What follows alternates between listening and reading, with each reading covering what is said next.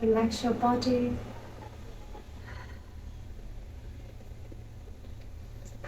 Just letting go of all the wandering thoughts. When I say let go, I don't mean you have to eliminate them, but simply just being aware, just witnessing them, like the clouds from the sky. The clouds, they come and go. We don't need to be attached. Just try to be like the background, just a witness, witnessing whatever that's happening in your mind without any judgment, without any attachment. And when you don't judge and you don't attach, you don't separate, then nothing can harm you. And what can really harm you or make you feel suffered or troubled are only your thoughts, your own mind. Like all these negative thoughts, all kinds of delusions created by the mind.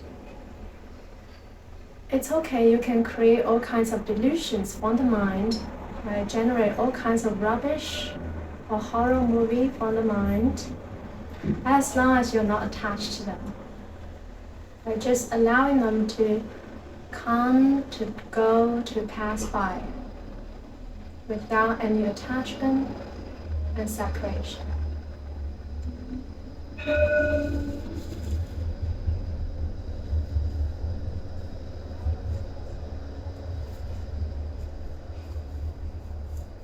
A method I like to use, a meditation technique I like to use in my daily life, is called Nianfu practice. To recite the name of Amitabha in Chinese or in English, it's Amitabha. Whenever you observe that your mind is filled maybe with lots of rubbish, or you have anxiety or anything, you can say Amitabha, Amitabha, Amitabha, Amitabha. And when you say that, important to use your own ears to listen within.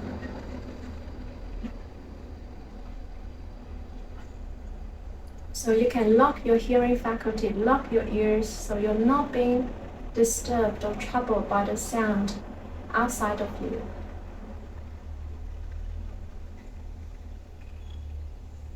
So maybe together we can recite Amitabha for 10 times. And when we do that, please engage your ears. Try to listen to your own recitation, so you're not disturbed by maybe other people's recitation or sound. So we can bring our hands to our heart, coming to Namaste. And we can say Amitabha 10 times, okay? We do this together. Amitabha, Amitabha, Amitabha, Amitabha, Amitabha, Amitabha, Amitabha,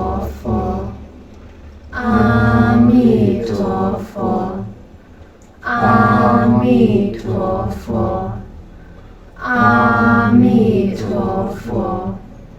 Amitabha.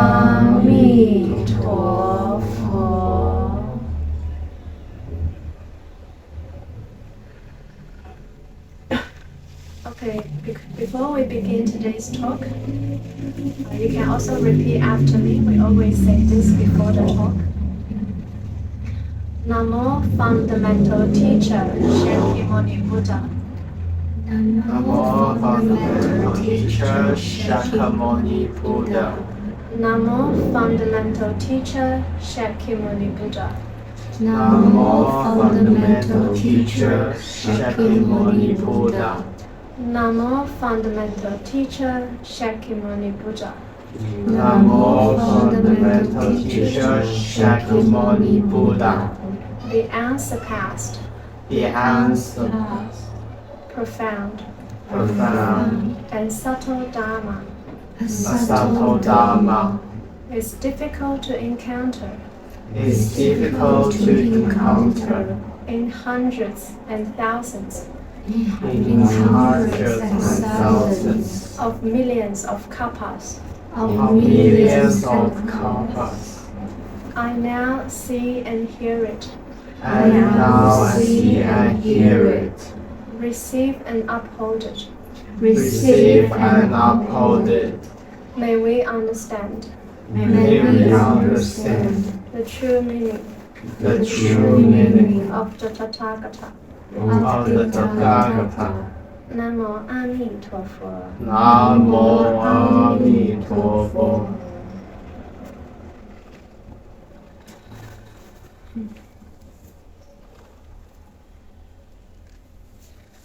Okay, welcome everyone to our Fundamentals into Buddhism. So today is our 6th session. It doesn't matter when you come along to this introduction series of Buddhist talks, because every time we discuss a different topic, and at the end of the session we'll also have time for free discussion and sharing. You can also, if you have any questions or problems in your life, you'd like to share them, to talk about them, we can also discuss and to see how we can apply the Buddhist wisdom to help us solve the problems in our daily life. So for those who missed the previous sessions, the Buddha's teachings, they're really the methods and practices to help us to elevate all the sufferings in our life, to transcend all sufferings in our life. So that's why I say Buddhism is not really a religion, although it's been defined as a religion in the world, like the 3rd largest religion or whatever. But if you really study the Buddha's teachings, you realize, oh, it's not just like any other religion. It's actually, it transcends religion. It even transcends philosophy. Why I say that? Because it's actually very scientific. The methods the Buddha taught to help us to understand ourselves, to know the mind, right? To conquer others, it's great, but to conquer yourself, it's mighty. This is actually the most difficult task. Maybe to climb the Himalaya is not even as difficult as this, to conquer or to climb the Himalaya within us. That's to understand the mind and how we can actually be free for all the sufferings, all the troubles, all the worries, all the anxiety in our life. So this is the most difficult thing. And so who needs the Buddhist teachings? What do you think? Everybody. Very good. So yeah, even people are like a Christian or Muslim, I tell them, doesn't matter, you can still practice the Buddhist teachings. The Buddhist teaching is it's for all. Yeah, he does not say, oh, if you're a Christian, you can't practice. No, Buddha said everyone has the Buddha nature. The word Buddha means what? Change. What? Change? No. Not change for better. It is, but like it's even bigger than that. It's like transcended. Transcended? Yeah, so the word Buddha comes from Sanskrit, okay? It means awakened, right? To completely awaken. Awaken to the truth of life and the universe. If someone is completely awakened, right, what does it mean? What do you think? What does that mean? To say, oh, I'm completely awakened. I'm a Buddha. What does that mean? Enlightenment. Very good. And what does that mean? These are very big words here, but it's important we understand the meaning. We escape suffering and maybe Very not good. escape, but it does not affect us anymore. Very good, very good, very good. Definitely that. Yeah, so one transcends all sufferings in our life and completely awaken to the truth of life and the universe. This is a very big topic. Maybe in the future we'll discuss. But yes, one completely understands the truth of life and the universe, and one is free from all sufferings in life. That's the definition of the word Buddha. And Buddha said the Buddha nature is within all beings. What does that mean? It's every one of us in every single thing around us. And yes, what about that? So we are all able to Achieve it. yeah.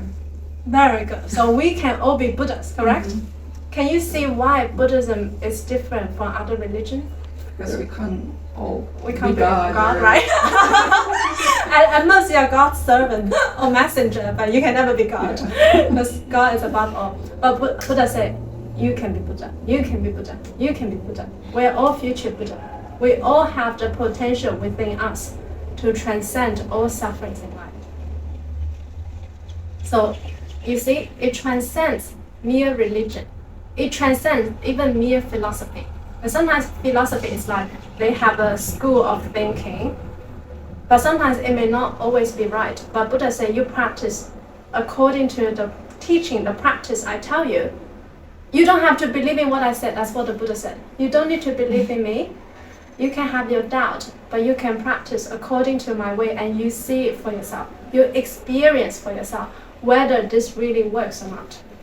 So whether meditation really works or not, what do you think? I think it does if you do it properly. Very good. Yeah, it definitely does. From my 10 plus years experience, I can tell you. Yeah, definitely. And not only me, like millions of people on the planet, they benefited from meditation, from the Buddhist teaching. Without meditation, I tell you, you cannot transcend suffering. How can you transcend suffering if your mind is cluttered with all kinds of rubbish? Do you shower every day? Yes. Yes. Do you shower your mind every day? No, but so the mind generates like invisible rubbish, which we should also shower daily or moment to moment. How we can do that? How to shower the mind? Meditation. Very good, thank you. I like people to respond. So yes, so meditation. So the Buddha teach 84,000 Dharma gates. You know what Dharma gates mean? No, I don't. Dharma gates means method. Why it's called Dharma? Dharma is like Buddha's teaching. It's called Dharma. Gates is like doors. Dharma doors. Yeah, it's like to entering into this tea house. There are different doors you can choose to enter. So different Dharma gates are like different methods the Buddha teach us to help us to purify our body, speech, and mind.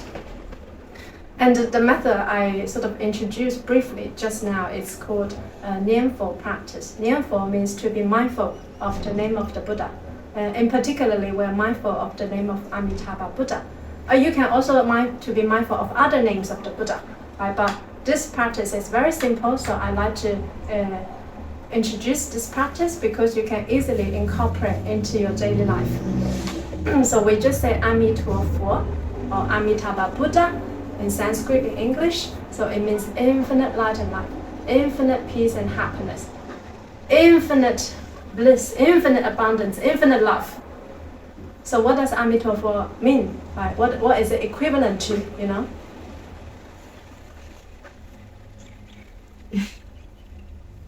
What we just said, what we all have in common.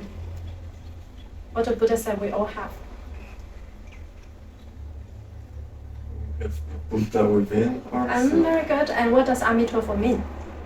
it's to achieving this state. Yeah, very good. It's also the Buddha nature within all beings. So when you recite this name, you're activating it. Right? You say we can all activate it. But the problem is how? We need to practice the meditation. And this is kind of like a mantra. Whenever you feel anxious, you feel stressed, and this is what you can practice. And sometimes people say, oh, I practice, but it doesn't work. What do you think why it doesn't work? You do it wrong. One is maybe you do it wrong. Another is maybe you don't do it enough. You know what I mean? Yeah. Because our habit is so strong, to fall into our own delusion, our negative thinking. The habit is like a waterfall. You know that comes down really quickly, and you try to stop that waterfall. It's difficult. You need a lot of practice to be able to, first of all, be aware of your own thoughts or your own negative thinking, and second of all is to have the ability to quickly transform them. whenever you have like a negative thought and negative thinking, what you should do? Okay, how? You can meditate like however you would like to, like standing, sitting. Yeah, how? By calming your mind or chanting. Very good. Okay, very good. Yeah. Focusing on breath. Very good. Yeah, so the focusing on breath is also very useful, but just sometimes when you have like a runny nose, you may be like, oh, even feel more agitated. So the chanting, it can work. Even if you can't say, you can say in your mind. So you can work with this in every moment of your life, okay? Whenever you feel like, you shouldn't only say it when you feel depressed and stressed. You should say it when you are normal. To practice this, so when anxiety comes and all this like attack comes, you already build up a very strong defense system, and you're not easily fall into the trap of your own mind. Does that make sense? Yes. Yes. Okay. Very good. Okay. So, just a bit of a brief introduction of the meditation we practice here, which we're gonna practice after lunch. But today's topic is about morality. Maybe it's a bit dry for people who like, oh, so old school. But like, why do you think morality is important? Because it builds a healthy society. Yes, very good. Yeah. And it's like, do you think we need to follow some kind of a morality in our life? I think the structure and Yeah. it's just Yeah. like Yes. What happens if we don't have any morals, let's say? I think that's a bit chaotic. Yes, yeah, like what's happening in the world, It's not equal then. And it produces a lot of tension. Yes. We could be in jail. In jail, very good. We don't want that. Yes. So it's like the society function with a set of rules, right? The world, according to the Buddha, works with the law of karma. Who knows what's the law of karma? What you give is what you get. Yes. The law of cause of karma. The law of karma can also be called the law of what? Nature. Yeah, nature. Cause and effect. Yeah. What you give is what you get. And if you are angry at someone, the other person, what will he do? Be angry at you. Yes, unless he's like a Buddha, okay? So the law of karma works. It's like, but what happened? Sometimes people say, oh, I don't believe in the law of karma because I see bad people, they're enjoying a good life, and good people are suffering. Why? What do you think? Karma from the past, or maybe... We don't see the whole picture, we don't see it all. Very good roots, you guys. Yes, it's like when you grow an apple, how you grow it? You put a seed. And? You need to water it and... Yes.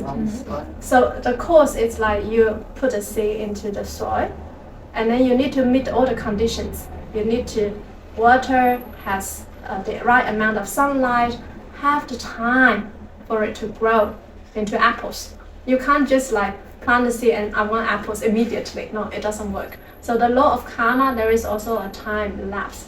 So sometimes people say, oh, I don't want to do good anymore because, I just like suffer all the time. Even I'm such a good person, but I don't get the good rewards. Don't worry. If you have planted a good seed now, you will get it in the future. The law of karma is very fair. But why do you think good people suffer like now? Maybe the past he has the bad seed. Very good. So it's the maturity of the evil seed he planted in the past that got ripened now. And then the good seed he planted now hasn't got ripened yet. So don't worry. What happened when bad things happen to us? What should we think? It's normal. It's not. I mean, exactly. That's what I mean. Yeah. And we can also maybe give rise to the heart of repentance. If maybe someone we don't know, a stranger, and the stranger just like hate us so much. We don't know why. Could be anyone, our colleague or whatever. Maybe in the past we treated him or her really badly. We don't know. We forgot what happened in the last episode. And then this episode when we met, and then he come to like take revenge. And then we were like, oh, why this happened to me? You know, so we can also maybe give rise to the heart of repentance. Should we take revenge to the other person? No. Why? Because it goes back and that's it. Yes, so it's like a vicious cycle. Like if you hold grudge against him, he holds grudge against you, then you can never resolve this karma. So when bad things happen to us, we can just accept as it is, knowing that this could be just a evil cause, evil seed that we did in the past that come back to us. But we keep doing good, and then good things will also happen to us in the future. But we also don't need to be attached to when will the good things happen to me. Why we shouldn't be attached? So, because it's thriving and it's like it also worsens our karma, I think. If you are attached, like your happiness will be discounted, right? If it doesn't happen to you, like right now. Yeah, maybe it happens to you 10 years down the track or 20 years down the track. So yeah, the less you are not attached, when you do good, you shouldn't also be too attached to the rewards you will get in the future. And then you will maybe get more than what you expect because you don't expect in the first place. Yeah. Yes. Yeah. Yeah. So the key to happiness is what? Do good and don't expect. Very good, very good. Yeah, so today a few key sort of morality or principles we're going to talk about in Buddhism. It's also from the sutra. It's called Visualisation Sutra. This is one of the 5 Pure Land Sutras. So we practice the school called Pure Land Buddhism, Chinese Pure Land Buddhism here. And there are some sutras, scriptures, the Buddhist scriptures we study according to the Buddhist teaching. And today we're going to discuss like 3 aspects. First is to having filial piety towards one's parents.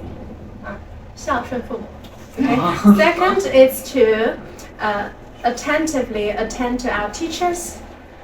Third is to compassionately refrain from killing. And fourth is to cultivate the 10 good deeds. So we're going to discuss these 4 topics like briefly.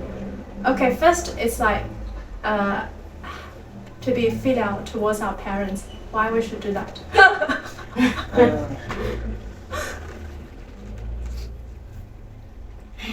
I'm sorry, I don't understand. Can you The filial piety is like to respect, to be good to your parents. Yeah. Well, they raised us and they've given us life. Very good. Oh, very good, very good. Yeah. Without our parents, will we ever be here? No. No. So we have to be what? Grateful. Grateful for our parents. But who have bad relationship with one's parents? Raise your hand if you do. In the past, I also did. Yeah. But now I started to change because I know it's actually important to be grateful to our parents, to thank our parents. What happens if our parents treat us really badly? Whose parents treat you really badly? Raise your hand. Who you don't want to talk to your parents like ever again?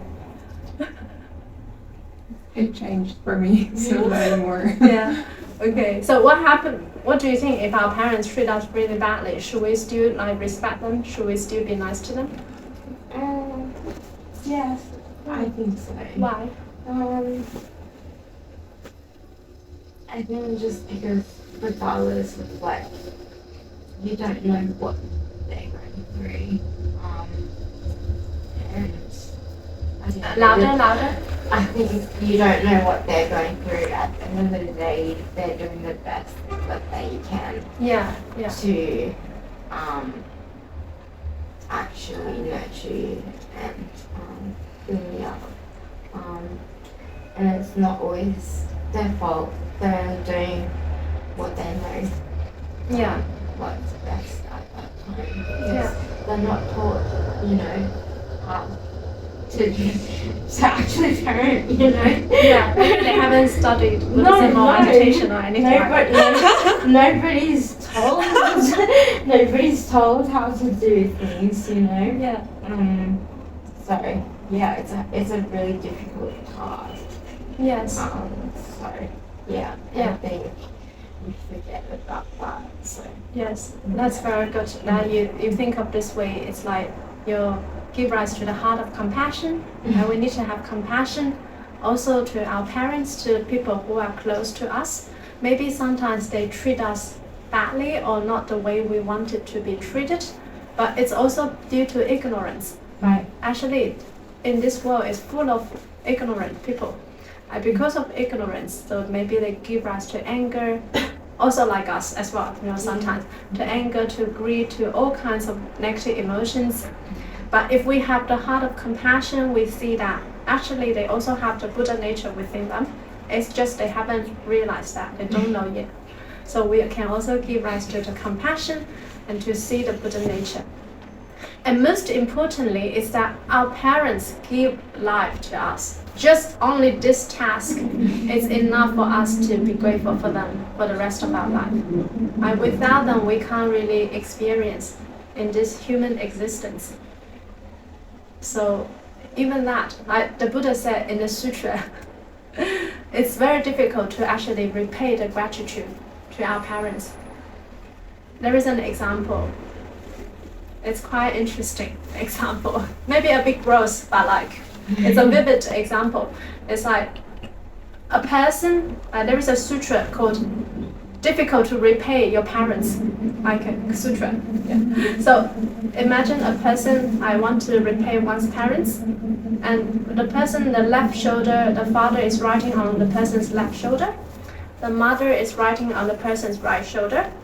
And you make offerings to them all the time. You offer them food, clothing, everything they need.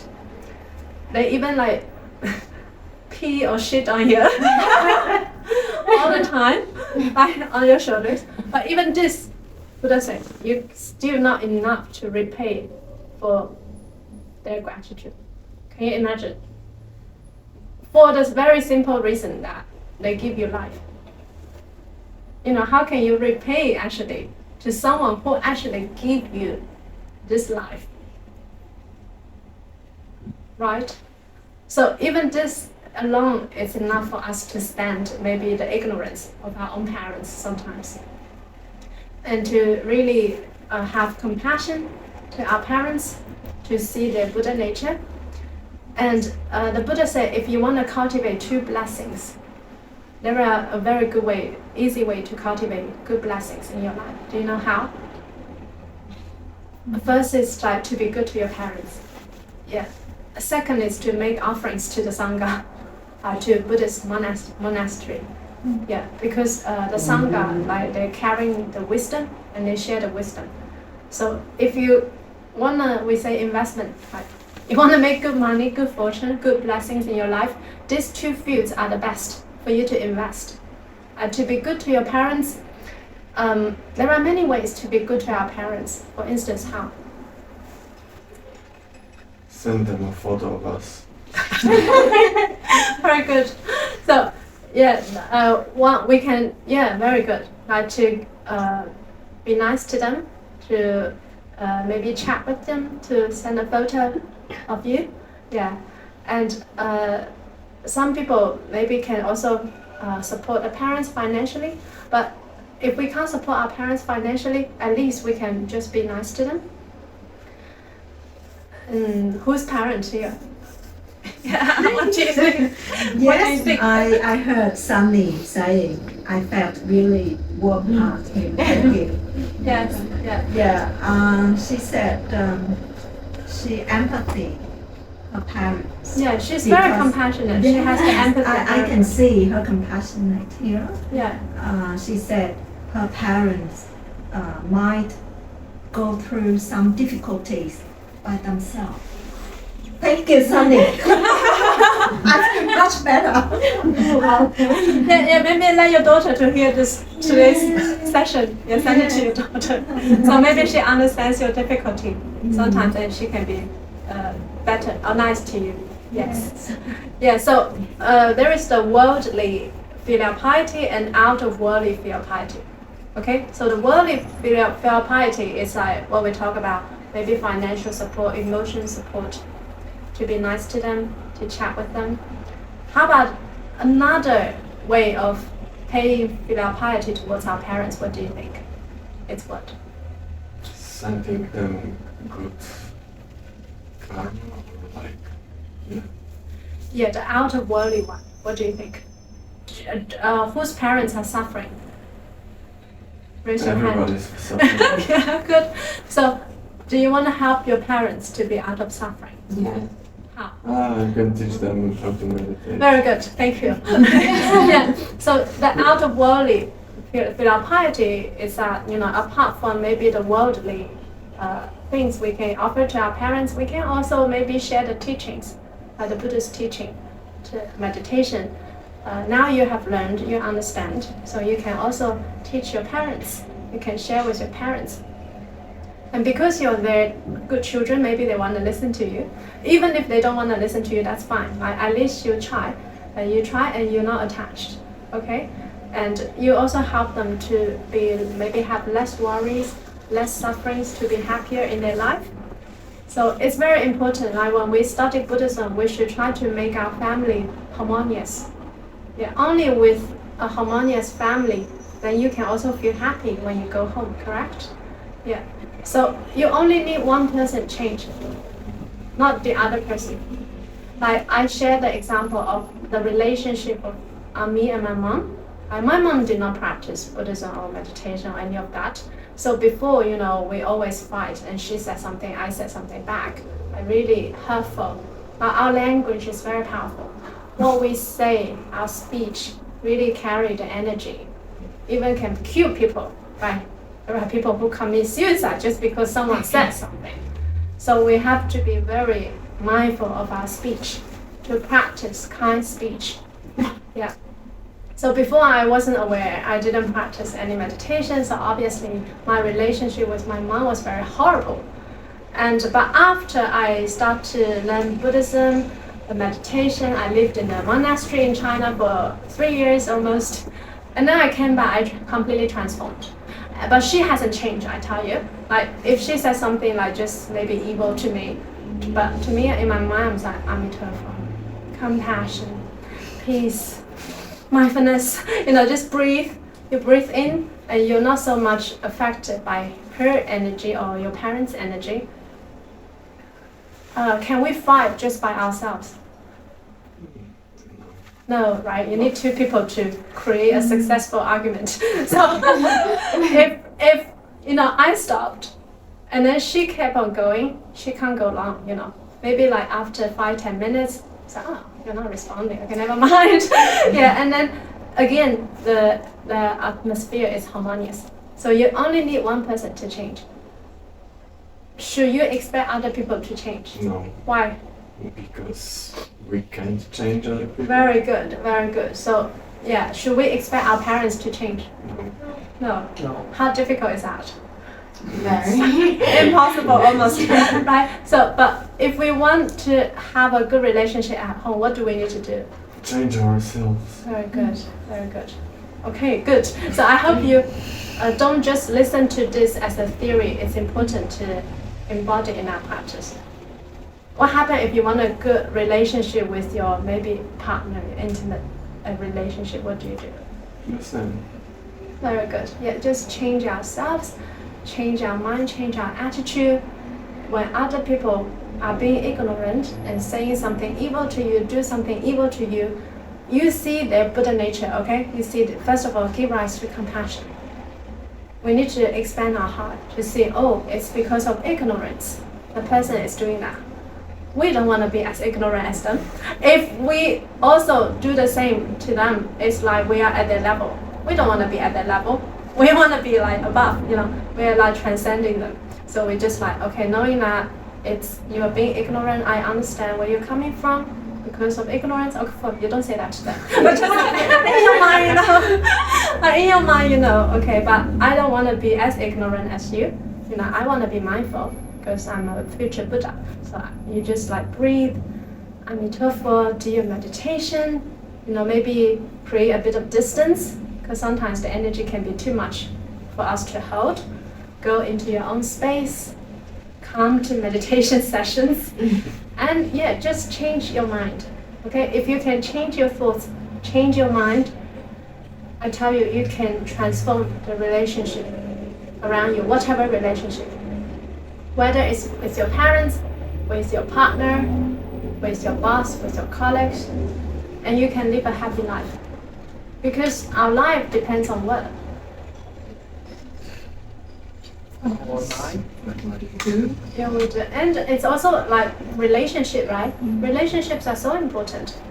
Yeah, even as monks or nuns, they still have relationship. Maybe not intimate relationship, but relationship with everyone. So it's important that we create harmonious relationship with the people that we live in, or with our parents, with our intimate partners, right? If you don't create harmonious relationship with them, what happens? We fight. You fight and We have suffering. you suffer. Yes, We lose those relations. you lose them. Yeah, very good. And once you lose, it's difficult also to rebuild, right? If you lose maybe the trust from others, but maybe not from our parents, because our parents sometimes they really love us unconditionally. They can tolerate our maybe anger or bad temper, but other people maybe not, right? Because they don't have the duty and obligation towards you. Yeah, so it's important we create harmonious relationship. We also use wisdom and compassion, and most importantly, to control our emotions. So this needs a lot of practices as well.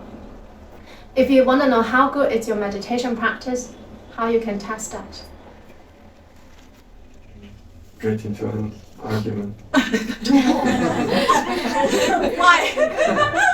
Like, see how fast we understand what we're doing. But I hope you don't Get go to and our start an senses. argument, But I tell you how you test that. It's like maybe before someone says something to you, you get easily agitated. It could be your parent, your partner, or whoever, the people you live with. But next time, once you develop mindfulness, compassion, have good practice, they say the same thing to you, you don't feel much. You don't go and create argument, no. But like you still maybe face the same person, same or similar relationship, but in your mind you're not affected. That's what I thought. Yeah, okay, good. Didn't express it well, but Yeah, so it's like you already built up a strong defense system, like antivirus software has been installed in your computer, in your mind. Yeah, so you're not affected by the viruses. Make sense? So meditation is so important, but also to listen to Dharma talks to understand this is also very important. So to cultivate wisdom, to cultivate meditative concentration, very important in our life. Okay, next we say to attend to our teachers, to be good to our teacher, to respect our teachers. Why we should respect our teachers? Because they're the ones that are sharing their knowledge with us, so Very good. we can become Buddha through them. Like we Yeah, cannot do very this good. ourselves. Yes. So in Buddhism, who is our teacher? You. Yeah, but like more, we're talking about Yeah. The Buddha is our teacher, right? That's why at the beginning we always say Namo, fundamental teacher. Namo means I respect, I take refuge in our teacher. Shakyamuni Buddha. Shakyamuni Buddha is the Buddha in our world who was born in ancient India, nowadays Nepal, and got enlightened in India. So India is a very holy land that the Buddha chose to be born. Yeah. So how we can actually pay respect to our teacher? And what's the most important? What do you think the teacher wants you to do? What do you think the Buddha wants us to do? Follow his teaching. Oh, but like more. Listen and actually understand. Yes, very good. Once we follow, we understand what we should do. practice. Practice. Most importantly, to incorporate in our daily life, right? So Buddhism, it's really about practices. if we can't use them into our daily life, it's like, well, it's pointless. What's good if you understand just only knowledge?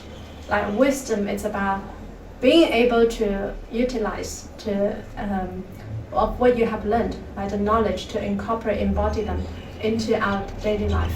I think also like questioning things as well is really good for other knowledge and understanding things. Yeah, very good. You have a question or no? No. Okay, it's a comment. But Yeah. it's just in general. Yes, so yeah, very good. We must apply into our life. So Buddhist teaching is about how to make you to live a better life. So we need to incorporate what we have learned, like to incorporate the meditation into our life. Some people, particularly beginners, they always have the misunderstanding of what meditation is. They think they have to be like cut off from life and to go to a mountain to meditate. This could be good for a little while, but eventually the true meditation happens in where? Every day, in every moment in your life. You know, sometimes people say they go to the mountain for retreat, maybe a few days. I'm so zen, I'm almost enlightened, you know. And then when they come back into their life, what happens? Oh no, I can't meditate. Yeah, maybe like someone says something, they get easily agitated or easily angry. Yeah, that shows that you haven't really incorporated meditation into your everyday life. So sometimes it's good for us to get away from retreat to strengthen our practice, but most importantly is that we need to bring it back into our daily life so it can be helpful for us, so we can really live a happy and better life. Okay? Okay, the third is compassionately to refrain from killing. Why we shouldn't kill? Obvious. I think that's kind of obvious. Obvious. Bad. Yeah, it's bad karma. Bad karma. Oh, very good. Have you studied Buddhism before? Sort of. A little bit. Yeah. Okay, it's in you. It's in your DNA. So bad karma. So what do you think? Why is it bad karma? Because doing that, we grow the bad seed inside me. Yeah. We didn't create this life, so we shouldn't take it. Yeah. So what we treasure the most in our life? What's the most important to you? Life. Life, right? If others gonna take your life, what are you gonna do? Die. Yeah, but like you're busy. gonna live in life. You're busy, exactly. And negativity. Yeah, you will be so horrified, Yeah. so afraid, correct? And when we kill others' life, well, other beings, I'm not just saying humans, I'm beings in general, well, beings feel the same. Yeah. Yes. So what we should do? Don't kill.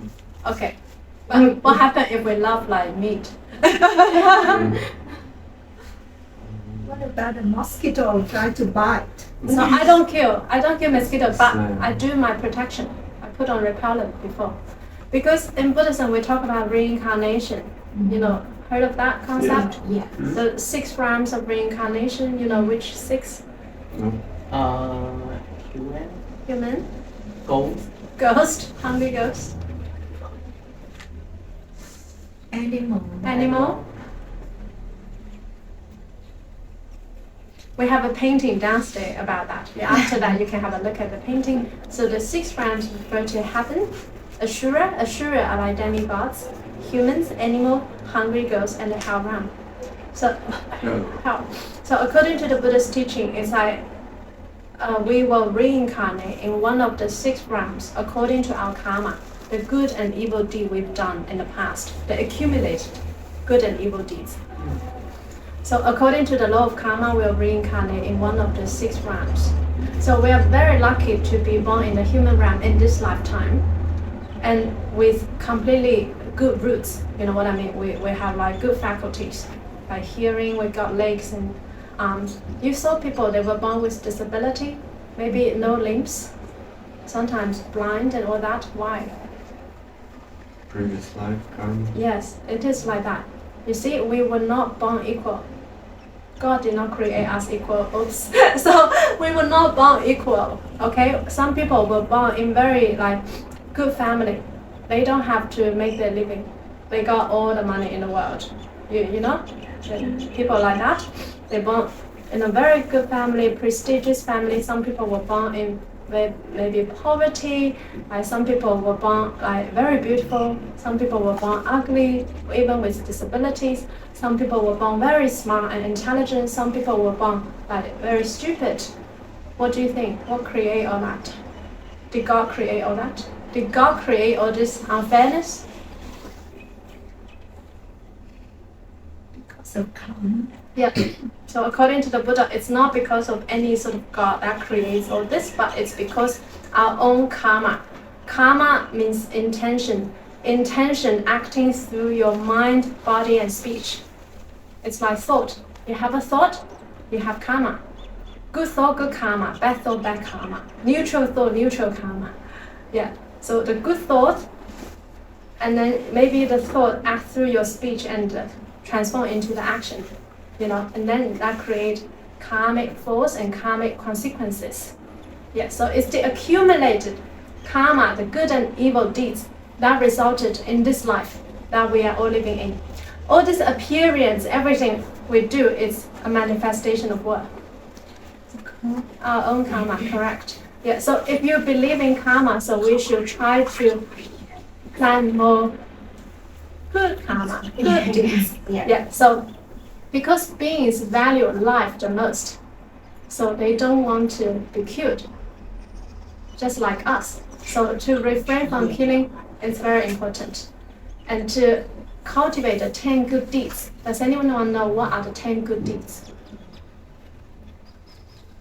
So 10 good deeds are like the 10, we can say, the morality in Buddhism. Everyone should follow. So first is non-killing. Killing is really the most important one. So that's why the Buddha always advocate non-killing, non-violence. But what happens if we're not all vegetarian? I'm vegetarian, but most people are not. What happens if you want to eat meat and seafood? Can you? You can do everything you want, but it has consequences probably. Yeah, but actually, I don't want to scare you. You can if you want, but best don't go and kill that being, okay? If you do kill it by yourself, you bring a live lobster, go home and you kill the lobster, and there is the direct karmic consequences. Okay, maybe not now, you don't see much, but in the future, or maybe even future lifetime. But if you buy the lobster from the supermarket that's already been killed, the lobster did not specifically die for you. Maybe the lobsters die for the general public, but did not specifically die for you. There is a less sort of karmic consequences. Make sense? Mm-hmm. Yes. So the Buddha said one can eat the 3 pure meats. There's not really pure meats, but this is like a convenience, the skillful means the Buddha used. Because the Buddha, not everyone can be vegetarian. It's difficult sometimes. So if you have the indulgence, you're craving, you can eat the meat that you did not specifically hear or see or suspect it's been specifically killed for you. Make sense? Yeah. I have a question. Yeah, you go first. Is that similar the situation when I walk on the street and I didn't mean to step over the arm? The ants, yeah, 4 ants, yeah. Yeah, so if you don't kill it by intention, there is less of the karmic consequences. It doesn't mean no karmic consequences, but less. It's like I kill you, but I didn't intentionally kill you. What would you think? But it's still you're killing lives. So every day, actually, we intentionally, unintentionally, maybe killed many lives. So we just Amitabha to them. And when you recite Amitabha, the Buddha said at the end of your life, you recite Amitabha. Even for 10 times, you will see Amitabha Buddha come to receive you, and your consciousness can migrate to the Buddha's Pure Land. The Pure Land is outside of samsara, outside of not like heaven. Christianity talk about heaven realm, they think heaven is eternal. Buddha said not yet. Heavenly beings enjoy very big blessings and long lifespan, but there is still a time where that will be finished and it could fall down. And the Buddha's Pure Land is outside of that. So all these paintings sort of illustrate the Amitabha Buddha's Pure Land. So if you practice this meditation, that person, a monk, or anybody, at the end of the life, if you recite the name, of course you continuously recite Amitabha, Amitabha when you're about to exit this life, and you see the Buddha come to receive you, and your consciousness will migrate to his Pure Land. This may sound like a sci-fi or difficult to believe, but this is really true because this practice has been in China for almost 1,600 years, and many people, there's books like this thick recorded all the practitioners. They practiced this practice. They saw the Buddha come to receive them. While they're still conscious, they tell others, now I go with the Buddha, I see the Buddha, and they left with a big smile on their face. Sometimes they left with sitting in meditation, they left on standing, all kinds. So I also share some of the rebirth cases on my channel for people who are interested. Just a bit of background. Okay, your question? I hear some people say the plant is alive too, and they say why eat the plant don't have the karma. And then they just shouldn't eat anything. People who say that you should just breathe the air. Yeah, they say the plant is alive. I know people who say that it's not like they want to be vegetarian or they care about the plant's life, but they just want to create troubles. But yes, and according to the Buddha, of course, the plants also have life. But the difference is that in Buddhism, there's a word called sentient beings. You heard of that? Sentient beings and non-sentient beings. So animals, they are in the 6 realms of reincarnation. They actively participate in reincarnation. When you kill a pig, how would a pig react? Yelling, screaming, yelling, because the pig doesn't want to die, right? So loudly. If you ever been to a slaughterhouse, you could not even bear the suffering of those animals. So what happens if you kill a plant? You cut off the grass. It grow again. It will grow again. Yeah, does it yell and run away and cry? But yes, scientists said plants also have life. Buddha also said plants have life, but the difference is that there are spirits attached to them. You see? There are spirits attached to them. If you want to cut a very old tree, what the Buddhists do is that they invite the spirit of the tree to go away first. Yes, because there are, and then it's like they move houses. Yeah. Whereas animals and humans, we regard this as this body is our house. We're not moving. Only at the end of our life we can move. But whereas the plants and all this, they have spirits attached to them, but then they can move houses if they want to. If you cut them off, they go and move the house. So it's called the non-sentient beings. But maybe when we eat vegetables, we may also accidentally maybe consume some spirits of the plants. But it's not as serious as killing life that enter into the cycle of samsara. It's a different degree, if you know what I mean. Ideally, best we just don't eat anything. But we can't because of this low-dimensional body. According to Buddhist cosmology, Earth is actually very low-dimensional body. You heard of that? In Mahayana Buddhism, the cosmology is very vast. The Buddha talked about infinite cosmos, infinite worlds. And here it's very low-dimensional. According to the higher dimensional beings. Yeah, so we still have to rely on food, on air, and everything, our body, to function properly. So judging all the choices, to be vegetarian is highly recommended, but we don't want to scare away people and say, if you're not vegetarian, you can't practice Buddhism. The Buddha did not say that. The Buddha said everyone can practice Buddhism, but best if you want to have better karma, to commit less evil karma, try not to kill lives, okay? You can buy meat that's already been killed on the shelf, on the supermarket and stuff. Okay. So the 10 good deeds, we just briefly talk about no killing, And second is no stealing. What happened when we steal? Somebody gets sad. Somebody gets sad. Oh, very good. Very compassionate of you to think of that. And Bad karma. Yeah. bad karma. Very good. So sometimes maybe we lose our money. We don't know why. You know, we lose our things. We don't know why. Why do you think why? Why do you think that happened to you? Bad karma. Oh, what? Yeah. You can illustrate a bit more. Oh, okay. So yeah, maybe we did something that was wrong, and then the karma comes back, so we lose something ourselves. Yes, maybe it's in the past we stole something from others, and then the bad karma comes back, we lose something, you know. So it's fair. Law of karma is fair. We can't see the whole picture. If there is anything that's fair in this world, it's the law of karma. So when we lose something, we don't need to complain too much, or just karma. You know. So yeah. So because why we shouldn't be too upset when we lose something? Think about it. We shouldn't get attached to things. Good, very good. Yeah, no attachment. Because when we come into this world, did we bring anything?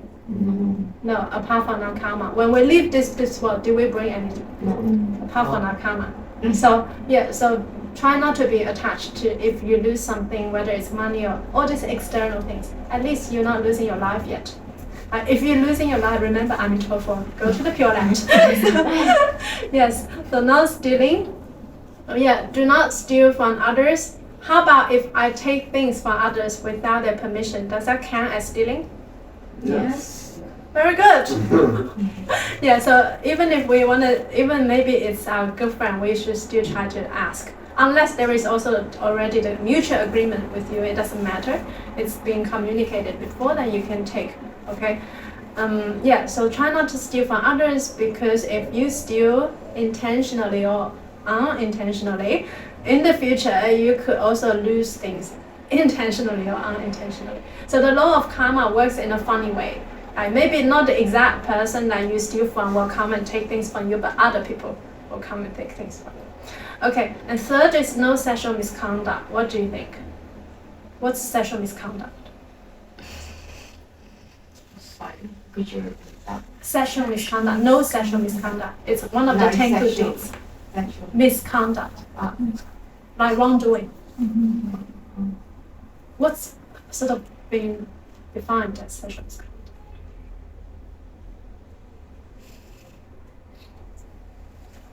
Like, should you have sexual relationship with someone who's not your partner? Oh, like cheating? Yeah. Yeah. Oh. Sorry, it took me a while. Yeah, but I think that's yeah, it's wrong. It's wrong. Yeah. Why is it wrong? Because they're hurting people. Yeah. Very good. Yeah. So it's like you're hurting people just to maybe to satisfy your own sort of a temporary indulgence. Yeah. Yeah. And also, do you think will your partner be loyal to you after that? No. Maybe difficult to rebuild the trust, right? Once you've done that, and also there are like risks also with like I don't know. Yeah. Like diseases and all that. Yeah. So also try to practice like no sexual misconduct. It's very good for our body and mind. And when we do something wrong, we also in our mind we don't feel good. And it's also difficult for you to practice meditation. If you've done something wrong in your mind, you know, oops, that thing is always on your mind, and it's difficult for you to be peaceful and to be calm. Okay, and fourth is no harsh speech. What's no harsh speech? What do you think? I think that like is that mean like speaking like badly towards someone? Hurtful speech. Yeah. I think that's just also is speaking bad towards yourself. Yes. It's not good either. Yeah, when we it's hurtful and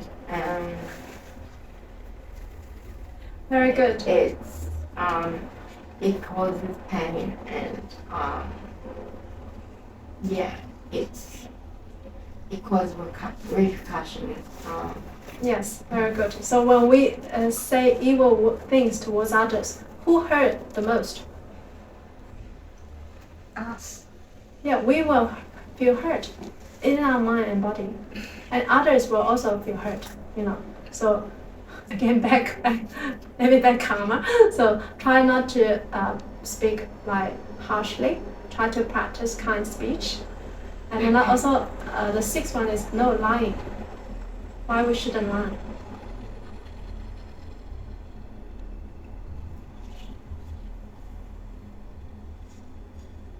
Because we are presenting false picture of our life. Yeah, and if you want others to be honest with you, you should also be honest with others, right? If you lie to others, then others will also maybe lie to you. Law of karma. Yeah. So try not to lie, but under what circumstances maybe we can lie? Just maybe one circumstance. Yeah, the white lies. I think that's what you can sometimes. Yes. To protect. To protect, yeah, very good. Maybe to protect life. Maybe you are in a forest and a hunter asks, "Did you see the rabbit? Where did the rabbit run?" You saw the rabbit, but like you don't want the rabbit to be killed. So yeah, under certain circumstances, lying is permissible if it's to save life, to protect. But generally, we should try to be honest with others. Honesty is really important. Yeah. And the seventh is no divisive speech. What do you think? What's divisive speech? Turning each other against. Yes, you're turning people against each other. Yes. So no, as in manipulative? As in what? As in manipulative? Manipulative sometimes, yeah, including that. Or maybe sometimes gossiping too much behind people's back and also like try to divide people. Yeah, so that's also not good. The eighth one is no frivolous speech. What's no frivolous speech? What's frivolous speech? It's like little talks, nonsense. You know what I mean? You talk too much about what's happening in Hollywood magazine, blah, blah, blah. Yeah, so try not to talk too much of the nonsense. That's actually maybe not healthy, not good for your mind. Yes, but nowadays the media is just so full of that. So full of all this wrong speech that we just discussed. So I also advise to maybe watch less of those media, those contents, because whatever you watch, it gets imprinted into your mind. And then you could, maybe you watched for some time and you stop watching, but that picture or the image could still be in your mind. So try to cut down a bit of time on social media and try to maybe watch some Buddhist contents. Watch good information that's healthy to help you grow. Yeah. Okay, and then it's no greed, no anger, no ignorance, which is difficult. The 10 good deeds we just summarized. So why we shouldn't be greedy?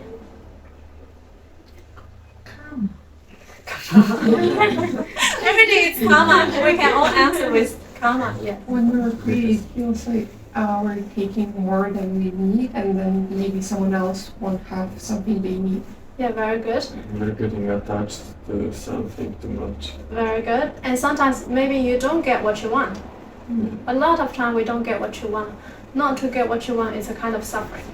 So, try not to be greedy, to be happy with what you have, to be satisfied. Yeah. And no anger. Why we shouldn't be angry? This is obvious. We produce more anger. Yes.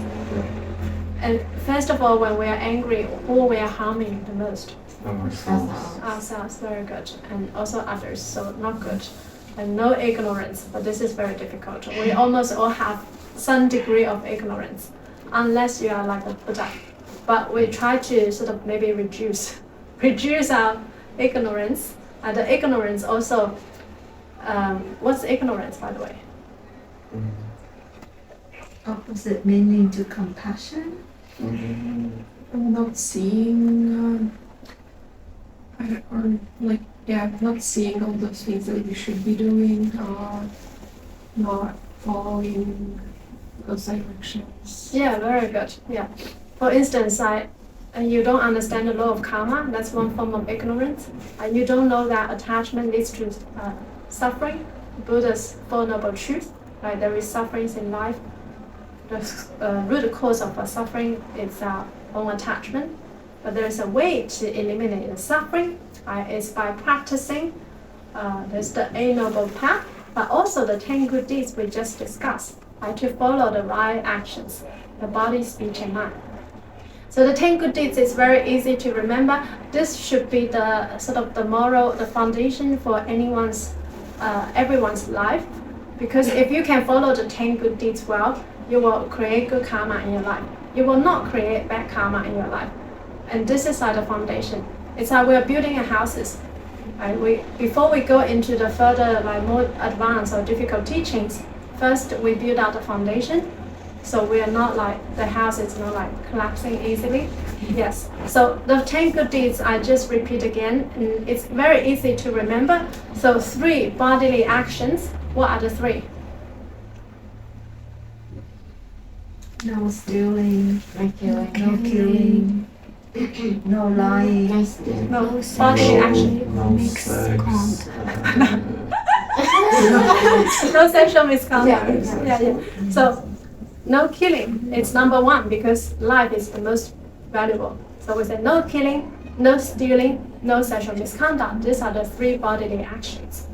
And the 4 aspects about the speech. No lying, no misleading. No lying, no harsh speech, harsh speech, No gossiping. no gossiping, no divisive speech, and No frivolous. no frivolous speech. Frivolous speech is like little talks, like useless talks. If you chatter too much, it's not very good for the mind. Okay, and the third is the last 3 are the aspect of the mind. No anger. no greedy. Sorry, can you please give us the example? Ignorance. Ignorance. So ignorance, I say, for instance, you're ignorant of the truth and the Buddha's teaching.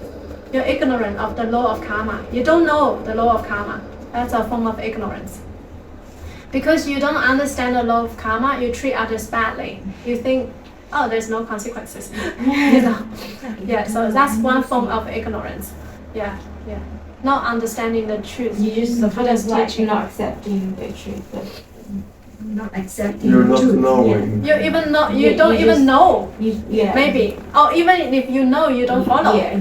Yeah, so that's ignorant. Yeah, ignorant of the truth, such as the Four Noble Truths, like not understanding that attachment leads to suffering, and you attach so much, and you don't know why you suffer. That's one form of ignorance. By treating others badly, it's a form of ignorance because you don't know how you do it to others, it will come back to you. Okay? Yes. Okay, any questions? Anything you'd like to share or discuss? I have a question. Yeah, because in Australia they have the loss of the loss of the animal from the another places that they will affect the local ecosystems. So some people some people want to kill this animal to keep the local ecosystem. So is it this way is the bad karma? It's definitely bad karma. That's just killing is bad karma. It doesn't matter for what reason, because the animals, they don't want to be killed. Yeah. Yeah. But how to do it is To solve it for maybe a better way. I think I remember. I mean, I'm not an expert on this, but I think I remember initially Australia bringing lots of animals to this land. Yeah. I think rabbit or something. Yeah. Yes. And then they just got too many. yeah. And tides. Yeah, yeah. Yeah. Maybe they should try to bring them back to other places. I don't know. Yeah, it's difficult sometimes, but we try not to kill as Buddhists. But maybe in the one circumstances, it's like your country has been invaded and you are a soldier, then you have the responsibility to protect your country and your people. And then in that case, it's okay. Like World War II, some soldiers to kill the enemy to protect our country. It's okay. It's okay. Yeah. Oh. In that case, yeah. This is like self-defense. It's okay. Yeah. But we really should not invade in the first place. But people in this world is just so full of ignorance. Look at what happened in Europe, in Ukraine. It's affecting Europe a lot because of that war. So yes, we just pray that more people can learn about the Buddhist teaching. Peace in the world comes from peace within us. You can't create peace by creating war. It just doesn't make sense, Yeah. That's what they use as an excuse, maybe to create peace. We need to bomb the other country. So this is called ignorance. Okay, ignorance. Ignorance, not understanding the law of karma, how it works, and not knowing that if you want peace, you really need to peace in the world, because the world is made up by all the individuals. If you want to have world peace, then majority of the people in this world, particularly those in power and position, need to actually practice meditation. To know the Buddha's teachings, but it's difficult. It is almost like impossible because of ignorance. This world is full of ignorance, so we migrate to the Pure Land first.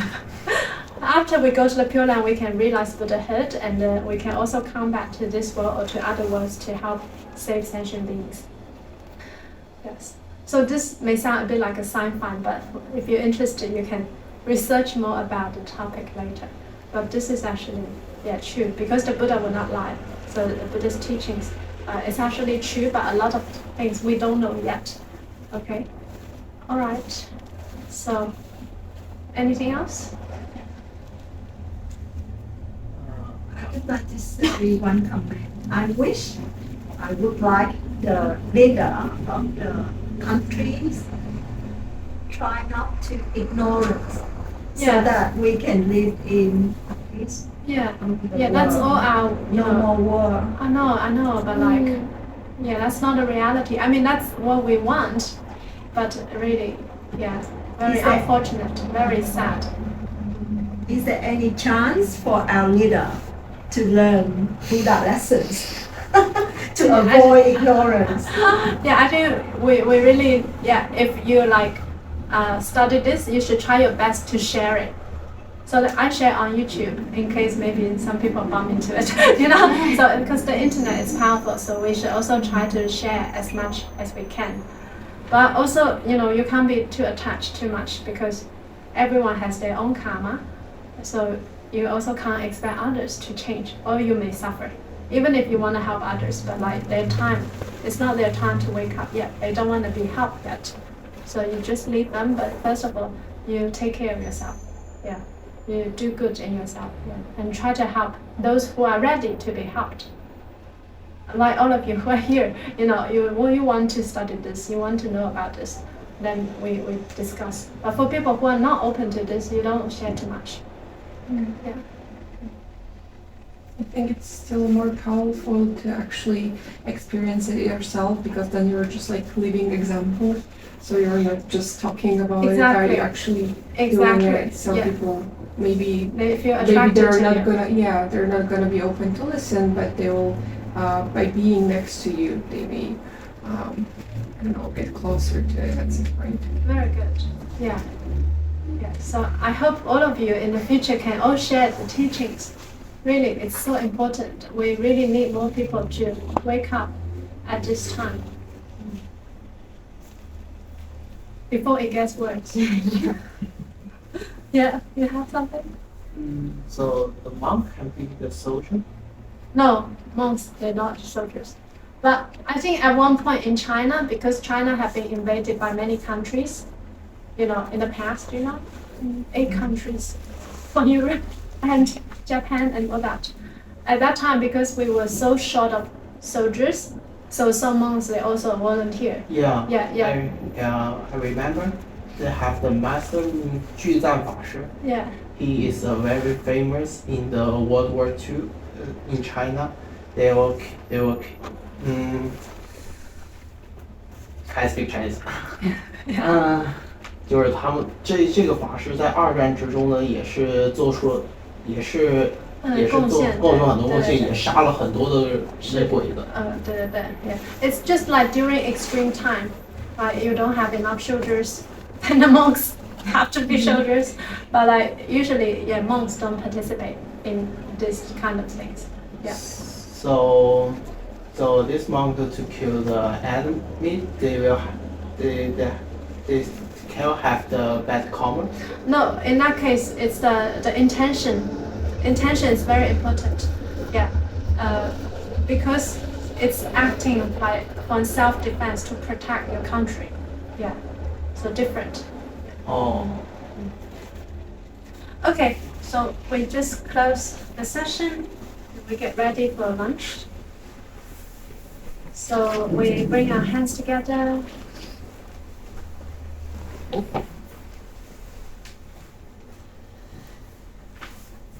May the resulting merit and virtue, you can repeat after me. May the resulting merit and virtue adorn the Buddha's Pure Land. Repay the 4 great kindnesses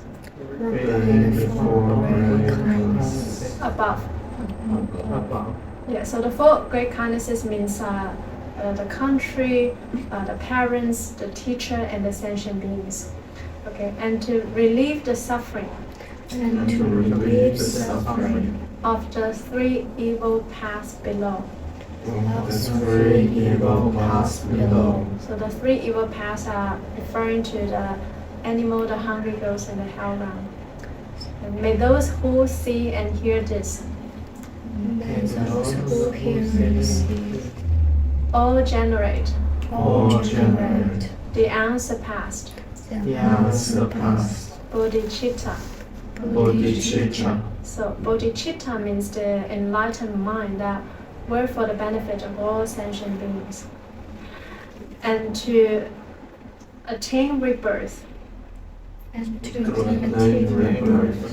the land of ultimate bliss. So the land of ultimate bliss refers to Amitabha Buddha's Pure Land, the Buddha's field, Buddha land. It's a world with no suffering and no bliss. Namo Amitabha.